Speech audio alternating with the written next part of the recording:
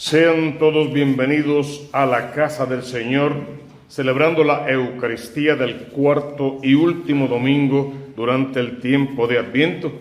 Estos 4 domingos que han prefigurado la preñez de María Santísima, la gestación del Hijo de Dios en el vientre de María y la preparación de toda una iglesia para ese gran acontecimiento, que ahora simplemente lo conmemoramos porque ya sucedió y no volverá a suceder, pero que por otra parte esperamos que ese niño ya grande, muerto y resucitado, nos cumpla todas las promesas que nos hizo. Y sobre todo que vuelva en su segunda venida para levantar su iglesia y que quedemos levantados para Dios, porque para Dios hemos vivido, para Dios nos hemos reproducido, hemos traído hijos al mundo y luego encima los hemos educado para Dios. Es interesantísima la liturgia de la palabra de este cuarto domingo, estando la primera lectura tomada del segundo libro de Samuel, este gran profeta que le tocó trabajar con los inicios de la monarquía de Israel.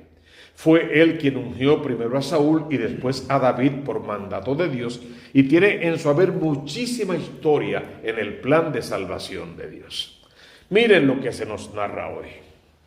Cuando el rey David se asentó en su casa y el Señor le hubo dado reposo de todos sus enemigos de alrededor, dijo al profeta Natán. Natán es el profeta de turno y es el que va a acompañar al rey. No olviden que aquellos pueblos se regían por 4 grandes autoridades, 4 poderes. Un rey que representa a Dios. Un profeta que le habla al pueblo acerca de lo que Dios quiere. Un sacerdote que hace puentes entre Dios y los hombres. Y jueces que no solo imparten justicia, sino que también gobiernan al pueblo y lo llevan, lo dirigen al encuentro personal con el Dios Todopoderoso. Bueno, pues Natán es ahora ese profeta de turno. ¿Qué es lo que le va a decir el rey David a Natán? Oye, Natán, yo habito en una casa de cedro, esta madera finísima de los mejores bosques del entonces, mientras que el arca de Dios habita en una tienda. ¿A qué se refiere? Se refiere a aquel arca que lleva dentro el maná del cielo, la vara de Aarón y las tablas de la ley.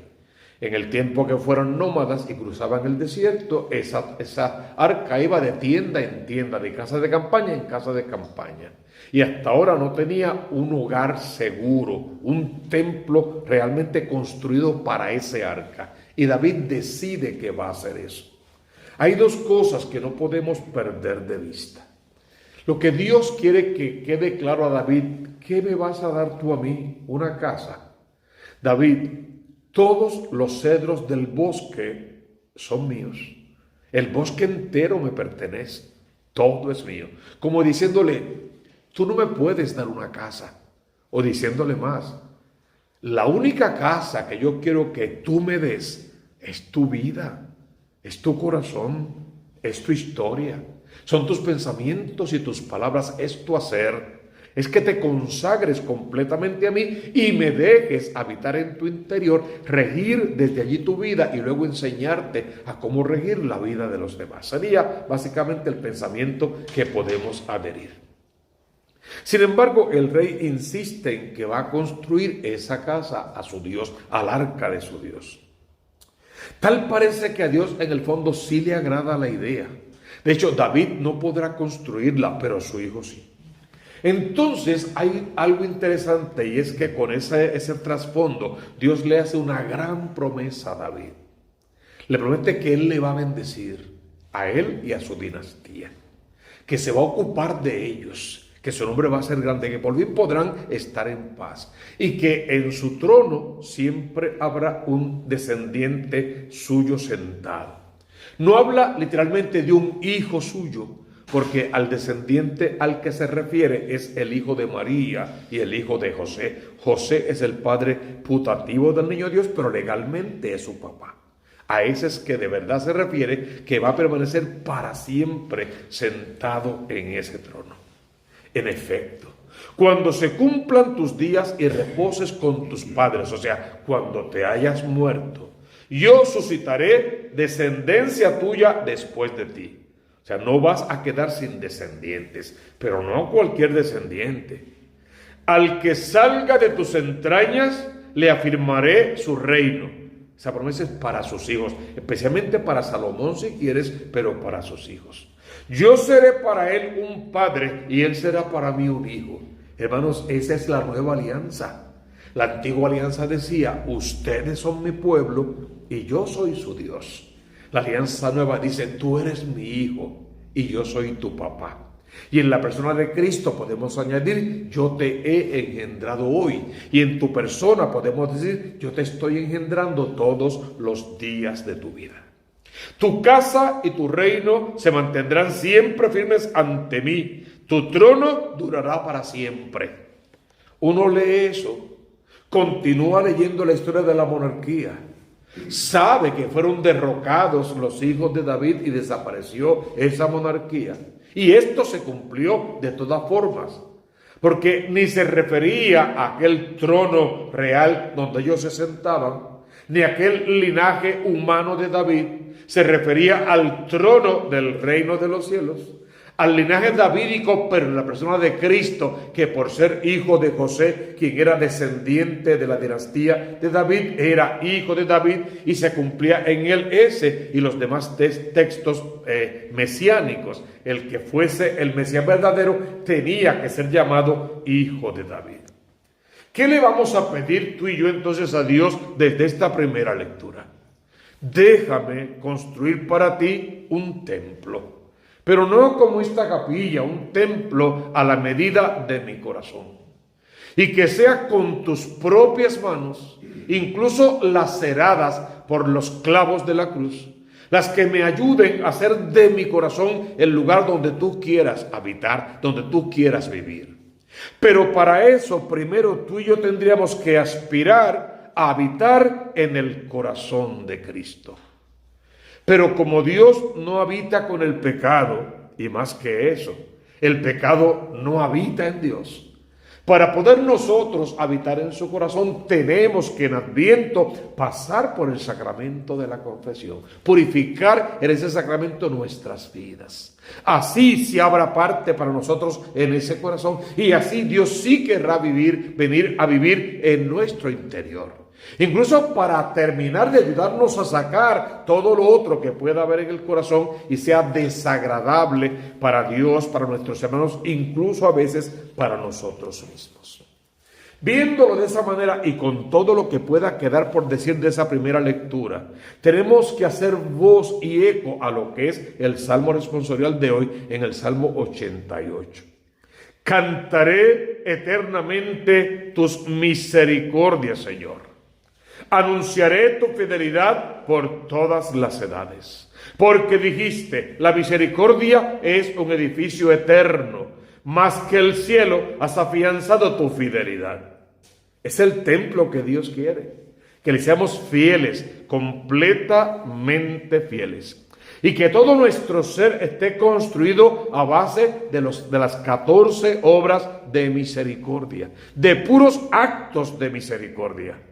Para que cuando nuestros hijos y nietos, sobrinos e ahijados nos miren, quieran imitarnos y no se pierdan, porque tú y yo hemos perdido nuestra vida imitando al Dios que vive, queriéndonos parecernos a Él, haciendo lo que a Él le agrada, y decimos siempre, pasando por el mundo tal como Él pasó, siempre haciendo el bien.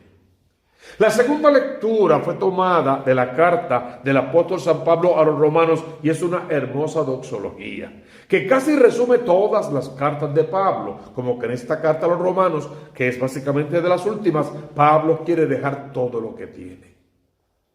Al que puede consolidarlos según mi evangelio y el mensaje de Jesucristo que proclamo, conforme a la revelación del misterio, manteniendo un secreto durante siglos eternos y manifestando ahora mediante las escrituras proféticas, dado a conocer según la disposición del Dios eterno, para que todas las gentes llegaran a la obediencia de la fe.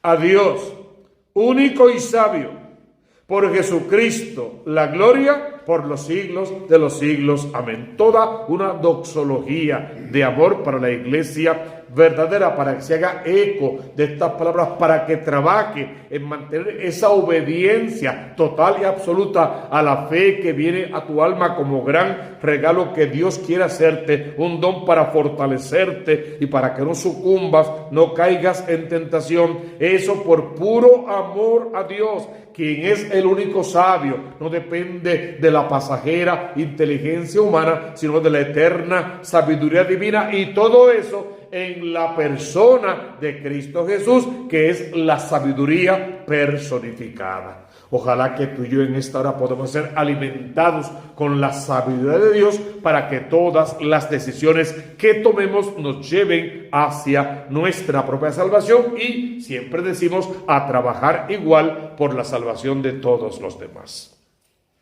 Termina este cuarto domingo del tiempo de Adviento con el Evangelio tomado según San Lucas. Es el capítulo 1 de Lucas. Lucas es este apóstol, si quieres llamarlo así, este evangelista, que no es de primer orden. Él no está entre los primeros 12 apóstoles. Él es un seguidor se va convirtiendo paulatinamente y entra al núcleo. Pensamos que es un doctor, un pintor, se cree que pintó algunos frescos sobre María Santísima y otras cosas más.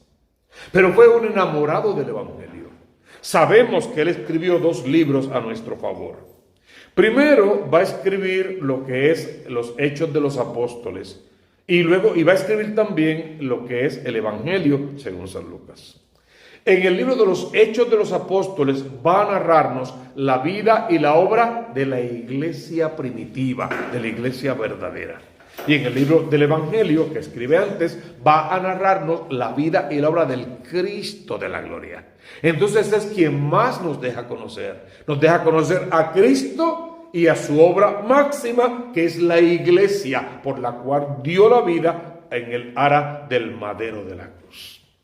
Y entre las cosas que hace Lucas es irse a investigar. Dice que va a escribir esos libros porque él quiere que los acontecimientos nos lleguen a nosotros tal cuales fueron, intactos. Parece que ya se estaban comenzando a distorsionar algunas ideas que pasaban de boca en boca y él quería que eso quedara clarísimo. Si él hizo eso, suponemos que definitivamente fue a las fuentes. Tiene que haber ido a hablar con Pedro. Seguro habló con Pablo, habló con Juan, el discípulo amado, y con todos los demás apóstoles que encontrara en su camino. Pero definitivamente tiene que haber hablado con María Santísima.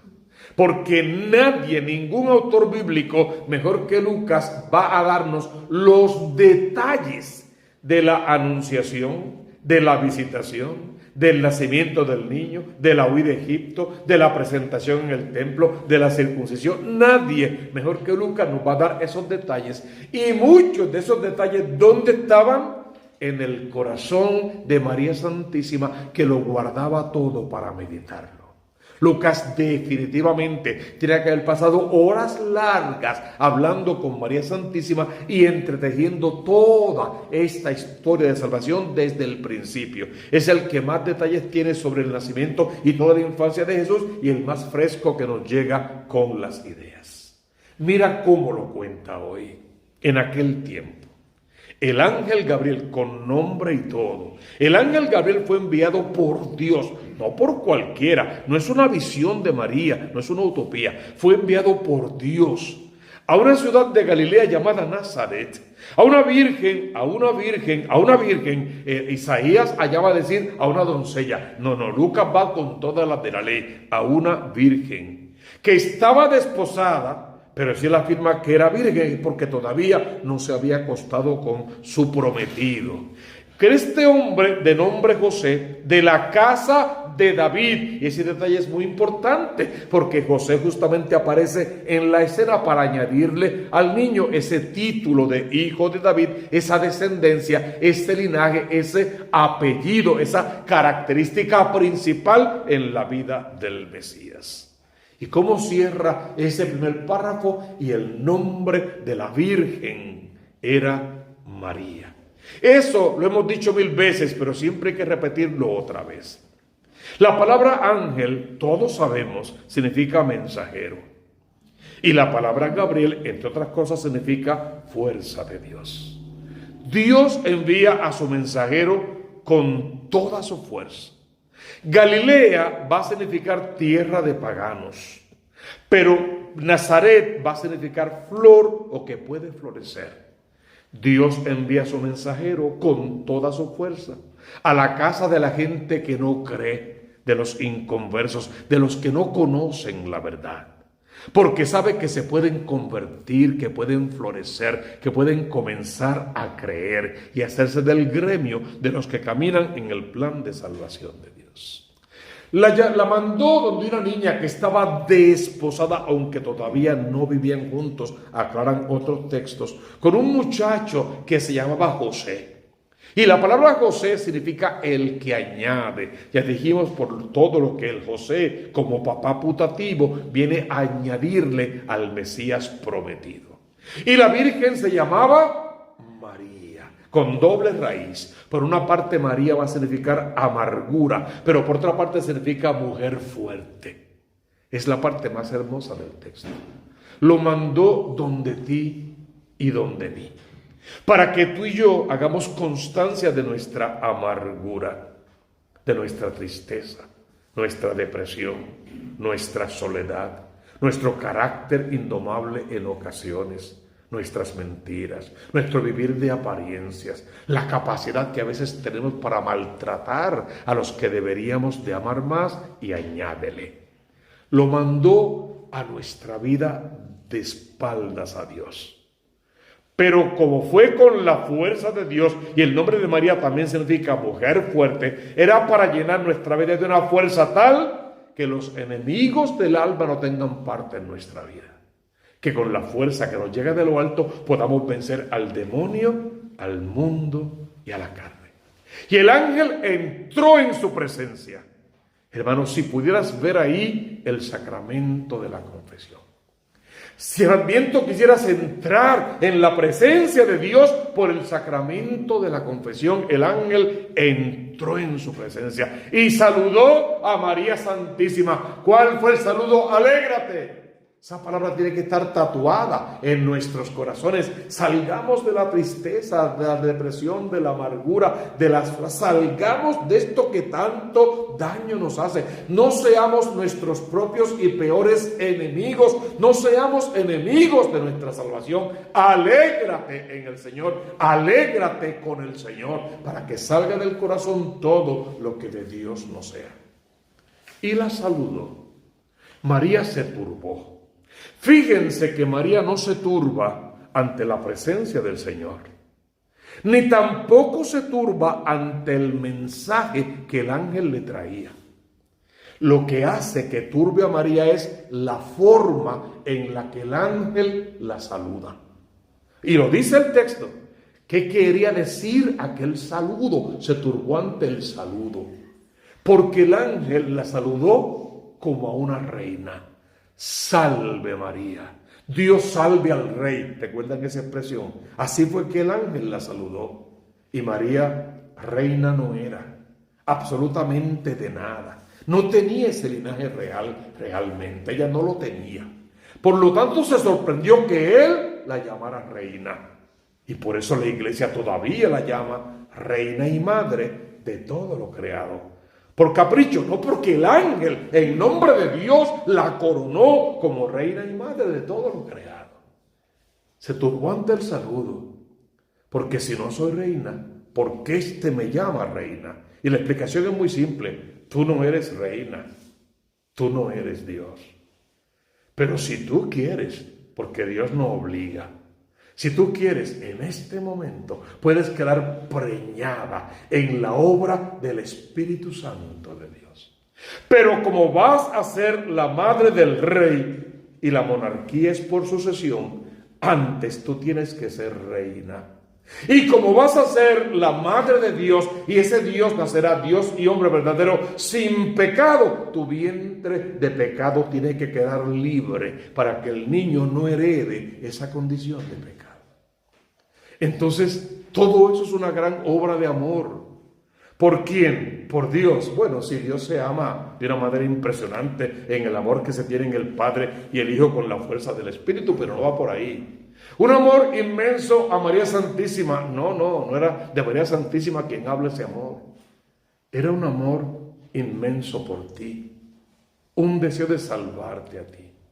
Para que tú salgas de aquí a salvar a tu familia, a la gente con la que trabajas, a llevar un mensaje de paz, a tranquilizarte, a arrancar de tu lengua la mala palabra, la mala crianza, el chisme, el enredo, el cuento de camino, el insulto, a sacar de tu corazón los vicios cochinos que tanto daño nos hacen, las infidelidades, el adulterio, las idolatrías, y añádele, decimos siempre. Es un amor por ti. Una virgen está encinta para que tú tengas un Salvador. Muy mal agradecido. Tiene que ser un cristiano para no amar y respetar a María como el ángel la amó, que se postró ante ella y la llamó reina. Como el Padre la amó, que la llamó hija amada y la creó sin pecado. Como el Espíritu Santo la amó, que descendió sobre ella y de Dios la preñó. Y como el Hijo la amó, que ejecutó en su vientre y nació de aquel cuerpo. Si la Santísima Trinidad en pleno y el ángel la trataron así, ¿por qué tanto desprecio? ¿Por qué tanto insulto con esa mujer? Que no es Dios, ni lo quiere ser, ni le interesa serlo, con lo que tienes más que suficiente. No soy Dios, pero parí a Dios. No soy el camino, pero muestro el camino. No soy la verdad, pero enseñé a hablar al que es la verdad. ¿Qué más? Ella no tiene nada, porque lo dio todo. Y lo tiene todo, porque nos dio a su Hijo, muerto en la cruz, resucitado, para salvación de todo el género humano. Entonces, este evangelio solo pretende que hoy tú abras tu corazón al Redentor. Dejes que el ángel del Señor, o sea, el mensajero de Dios, venga a tu historia de vida y escuches cuando te dice al corazón: tú eres el Hijo amado de Dios. Porque eso es lo que eres. Pues si eres el Hijo amado de Dios, por favor, ya no insistamos ni tú ni yo en vivir como hijo de la tiniebla, porque esa no es nuestra misión. Volvamos a la casa de papá. Entremos a la vida sacramental, querramos confesar nuestras culpas y pecados, empecemos de nuevo, vamos a enamorarnos de un Dios, decimos siempre, que ya está enamorado de nosotros, y vamos a hacer algo por un Dios que envió a su Hijo al mundo, para que todo el que cree en Él no se pierda, mas tenga vida eterna. María simplemente contestó: aquí está la esclava del Señor, que en mí se haga según tu palabra. Dile eso al Señor en la oración de esta noche, y que el resto de tu vida sea un hacer según su palabra. Y su palabra es que seamos santos, como el Padre que está en el cielo es santo.